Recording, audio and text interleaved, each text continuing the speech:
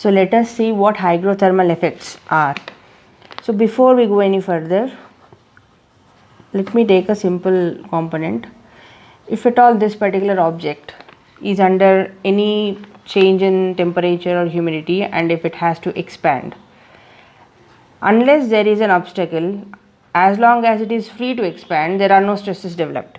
So in composites also, when it is free to expand in the presence of change in temperature or humidity, there are no residual stresses, there are no mechanical stresses.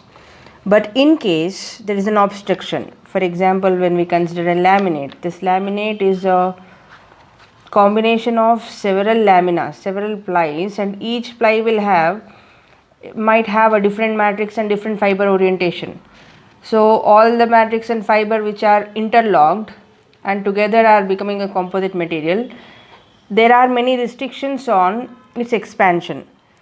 And when it comes to polymer matrix composites, most polymers are susceptible to water absorption. They absorb a lot of water.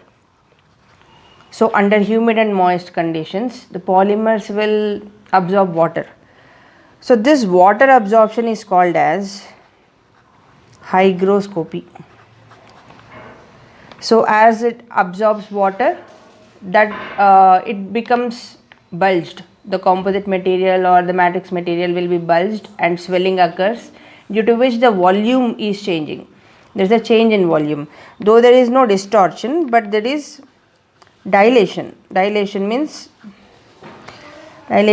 property means where volume is changed, shape is not changed, the size is changed.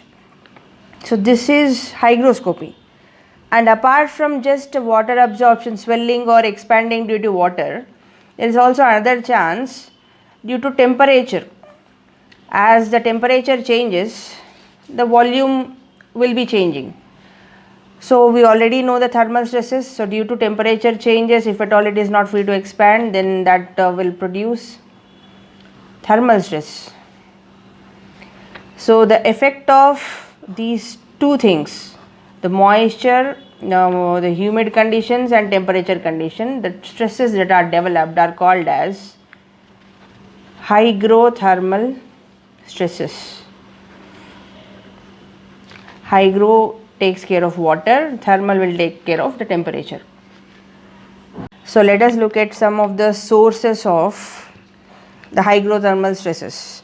The sources mostly is, first thing is a curing operation. Curing always happens on composite material manufacturing. So before curing, the resin will be in viscous form. This will be in almost liquid state. So there the constituents are free to move here and there.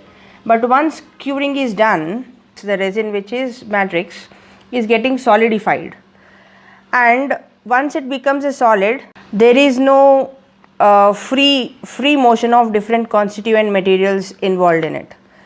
And also at the time of curing, the bulk temperature of the composite will be very high due to application of external heat or due to the heat that happens during the curing reactive process. So because of this also, at higher temperatures the thermal stresses will occur. And composites are also sensitive to presence of moisture and humidity. So unlike metals don't absorb any moisture, but almost all polymers will absorb moisture. And when we talk about polymer based composites, definitely there is a moisture absorption, water absorption, due to which a source of internal stress is developed.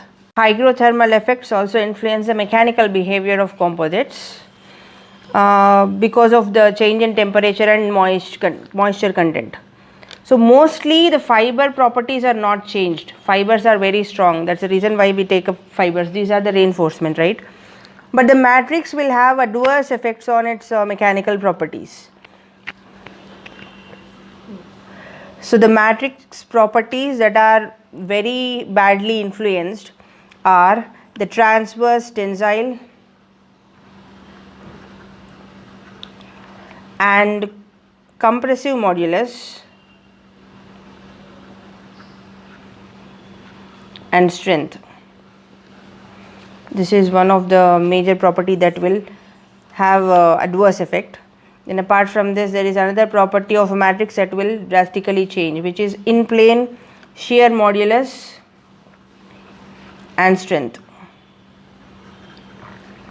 And the third one is the longitudinal